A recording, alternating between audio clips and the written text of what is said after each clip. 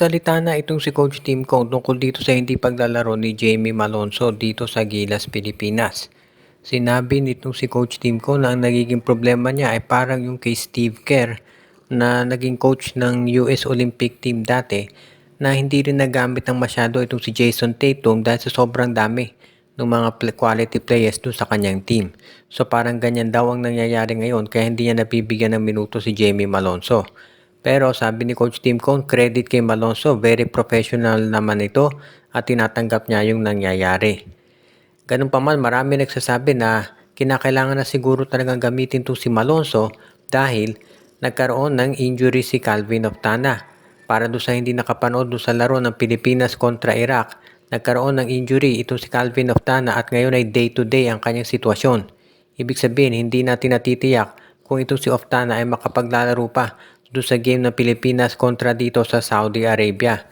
Kaya nga ngayon, ang sabi nga nila, kung sakasakali at hindi makapaglaro ito si Calvin Oftana, abay dapat na talagang gamitin ito si Jamie Malonzo dahil pareha sila ng posisyon na parehong stretch 4 at pwedeng gawing power forward. So ngayon, ang sabi nga nila, kung hindi gagamitin si Jamie Malonzo kahit na injured si Oftana, abay ibang usapan na yan. Pero sa ngayon, so far, mukhang titignan natin kung anong mangyayari dito pero parang reasonable naman yung sinabi ni Coach Tim Cone dahil sa totoo lang, mahirap talaga magbalanse ng mga players na kailangan mong gamitin sa isang koponan katulad ng Gilas at doon din naman sa pangangailangan na ang gagamitin mong player, yung sa tingin mo ay yung tamang kombinasyon lalo na at bawat panalo ay importante dito sa FIBA Asia.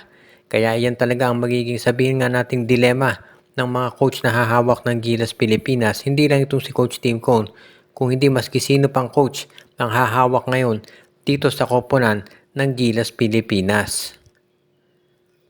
Habang nagpapatuloy yung mga nangyayari dito sa Gilas, ay hindi rin naman tumitigil ang pag-ikot ng mga developments dito sa Philippine Basketball Association. Katulad ngayon, itong Converge Piper Rexers ay nagre-ready pa rin o naghahanap pa rin ng mga teams na pwede nilang makatransact pagdating dito kay Mikey Williams. Dahil sa ngayon, parang suko na yata ang Converge Fiber Rexers dito sa pagkuha kay Mikey Williams at sa paggawa dito bilang isang tinatawag na sabihin na nating player nila dahil mukhang hindi talaga magkasundo sila dito sa kontrata. Kaya ngayon baka dito sa San Miguel na lang mapupunta itong si Mikey Williams. Kasi sa tingin natin, SMC na lamang ang team na pupwede na makapagbigay ng kontratang hinihiling ni Mikey. Ngayon, bakit naman sa San Miguel mapupunta itong si Mikey? Well, ang Magnolia ay marami ng guards dyan. Of course, nandiyan si Paul Lee, si Mark Baroka, si Jerome Lastimosa. At sa tingin ko, hindi gugustuhin ni LA Tenorio bilang bagong coach na mag-handle ng isang player na katulad ni Mikey. Ang Hinebra, ang dami nilang guards. Of course, nandiyan si Scottie Thompson, si Maverick Hamnisi, si RJ Abarientos. Ang San Miguel talaga nangangailangan ng guard ngayon dahil 40 years old na itong si Chris Ross. 36, 35 years old na itong si Chris Rosales at hindi na rin bata si Wamit Yongson. Kaya nababagay talaga itong si Mikey Williams dito sa San Miguel. Yan ang dahilan kung ba't marami naniniwala na kung magte-trade talaga itong Converge Fiber Rexers ay dapat dito sa San Miguel na lamang ito gawin. Dahil malamang dito talaga sila magkakaroon ng sabihin natin pagkakasundo pagdating dito sa mga salaries at iba't iba pang mga pangangailangan. Kaya malamang nga dito sa San Miguel mapunta itong si Mikey Williams kung talagang hindi sila magkasundo dito sa Converge Fiber Rexers. Sa Barangay Hinebra naman, ang balita natin ay kinukonsidera daw nila na baka ang kunin ng big man ngayon sa darating na draft ay itong si Will Gosum. Meron na kasing mga lumalabas na mga reports na itong si Michael Phillips ay baka hindi rin sumali dito sa draft at matulad dito kay Quentin Melora Brown na nagdesisyon na sa abroad na lamang maglalaro. Kaya nga mukhang ganyan ang magiging sitwasyon dito at mabibilang itong si Michael Phillips doon sa mga dumaraming players na nagde-decide na sa Japan bilig na lamang silang maglalaro ngayon. Kaya hindi na ako magtataka kung si Will Gosum nga ang susubukang makuha na lamang ng Barangay Hinebra. Kung sa bagay hindi naman kawalan dahil pag-uusapan natin yung kakayahan, magaling din naman itong si Will Gosum at kasing laki rin itong si Michael Phillips. Kaya mukhang maganda rin kung ito'y mapunta dito sa Barangay Hinebra para mapunuan na yung kanilang pangangailangan ng isang big man. At sa tingin ko, kung sakasakali po pwede rin na kung hindi maging available si Gosum, baka may kumuha dyan. For example, Terra Firma. Po pwede naman siguro to si Justice De Corsi ang kunin nila. Kaya sa ngayon, kahit sabihin natin hindi sumali itong si Will Gosum dito sa draft, marami pa rin makukuha ng mga big man na available itong Barangay Ginebra. At sa tingin ko, hindi naman ito magiging masyadong malaking problema kay Al Francis Chua ang paghanap ng mga players na kanilang sabihin natin kakailanganin talaga.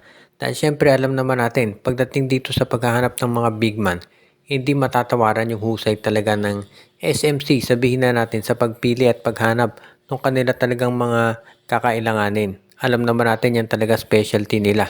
Kaya hindi na ako magtataka talaga kung makahanap sila at makakuha ng kakailanganin talaga nitong Barangay Ginebra. Pero syempre, hindi lang Barangay Ginebra ngayon ang kukuha dito sa darating na draft. Alam natin na ang Magnolia Chicken Templados ay meron diyang draft pick either number 5 or pang number 6. Depende kung ano magiging usapan. Kaya sa ngayon, ang pwede nating masabi dyan ng Magnolia ang hahanapin niyan malamang ay isang small forward. Kasi yun namang guard position nila always namang solid yan sa Magnolia. Pagdating to sa center, nandiyan pa si Ian Sanggalang at si James Laput. Ang hinahanap nila ngayon ay power forward dahil wala na nga itong, o small forward rather, dahil wala na nga itong si Calvin Abueva at si William Navarro. So ganyan ang magiging sitwasyon ngayon at sigurado ako na dyan maraming mahahanap. Itong Magnolia, pwedeng to si Jack Dumont na 6'3 ang height. Pwede rin nilang subukan of course yung iba pang mga players na sasali dito sa draft. Kaya sabihin na natin hindi magkukulang ng options itong Magnolia pagdating dito sa mga posible na mga players na available. Ngayon kung hindi naman dito sa draft makakapili ang Magnolia, pwede rin naman silang kumuha sa pamamagitan ng trade o kaya ng free agency. Maraming mga players ngayon na available hindi lang sa mga unrestricted free agents kung hindi maski na dito sa MPBL o sa iba pang basketball leagues dito sa Pilipinas na pwedeng pumirma ng kontrata dito para sa Magnolia Chicken Templados. At yan ang nakikita natin na isang pwedeng maging solusyon dito sa paghahanap ng Magnolia ng mga kakailanganin talaga nila ng mga players. Kaya nga wag na tayong magulat kung sakasakali na maging mas maganda ang kalalabasan nito para dito sa Magnolia Chicken Templados. Lalo na at alam natin na mahusay namang makaspat ng tinatawag na talents itong si L.A. Tenorio. Kaya alam niya kung sino yung talagang kakailanganin ng Magnolia, whether sa darating na draft, sa free agency, or kung kukuha sila ng isang buyout sa ibang liga.